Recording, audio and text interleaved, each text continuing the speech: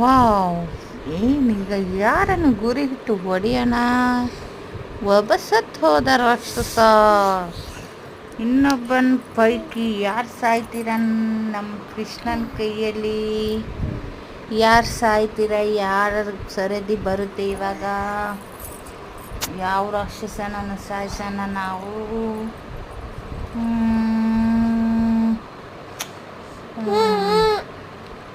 ಹಾಂ, ಒಬ್ಬ ಸತ್ತು ಹೋದ, ಇನ್ನೊಬ್ಬ ರಾಕ್ಷಸ. ನಮ್ಮ ಗೇಮ್ ಲಾಸ್ ಆಗ್ಬಿಡ್ತು. ಇನ್ನೊಂದ್ಸರಿ ಆಡೋಣ. ಓ, ಫಸ್ಟ್ ವಿಕೆಟ್ ಔಟ್ ಆಯಿತು. ನೆಕ್ಸ್ಟ್ ನಮ್ಮ ಕೃಷ್ಣ ಯಾರನ್ನು ಕೊಲ್ತಾನೆ, ಯಾವ ರಾಕ್ಷಸನನ್ನು ಅಂತ ನೋಡೋಣವಿ. ನಮ್ಮ ಕೃಷ್ಣ ಇವಾಗ ಇನ್ನೊಂದು ನೋಡ್ತಾ ಇದ್ದಾನೆ, ಇನ್ನೊಂದನ್ನು ಕೊಲ್ತಾ ಇದ್ದಾನೆ.